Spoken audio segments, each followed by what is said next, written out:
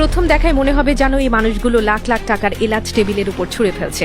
চারদিকে এলাচ ছড়িয়ে আছে, টেবিলে এলাচ, হাতে এলাচ, এমনকি কম্পিউটারের পাশেও এলাচ। দৃশ্যটা এতটাই অদ্ভুত যে অনেকেই ভাবতে পারেন এখানে হয়তো কোনো ধরনের অপচয় হচ্ছে, কিন্তু বাস্তবে যা ঘটছে সেটি ভারতের এলাচ ব্যবসার একটি গুরুত্বপূর্ণ অংশ। এটি আসলে একটি নিলাম কেন্দ্র। এখানে এলাচ ফেলা বা নষ্ট করা হয় না, বরং প্রতিটি দানা বিক্রি হয় অত্যন্ত পরিকল্পিত এবং স্বচ্ছ একটি পদ্ধতিতে। কৃষকরা তাদের উৎপাদিত এলাচ এখানে নিয়ে আসেন যাতে বাজারে সঠিক মূল্য পাওয়া যায়, আর সেই মূল্য নির্ধারণ হয় ডিজিটাল নিলামের মাধ্যমে।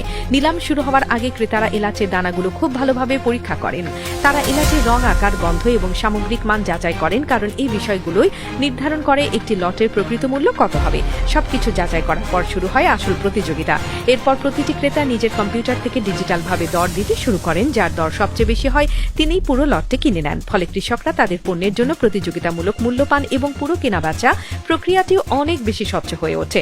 কোনো গোপন দর বা অস্পষ্ট লেনদেনের সুযোগ এখানে খুবই কম। ভারতের কেরালার ইডুক্কি এবং তামিলনাড়ুর বোদিনায়াকানুরের মতো এলাকাগুলোতে এই ধরনের নিলাম বিশেষভাবে জনপ্রিয়, আর এ কারণে এই কেন্দ্রগুলোতে চারদিকে এলাচ ছাড়া আর কিছুই চোখে পড়ে না।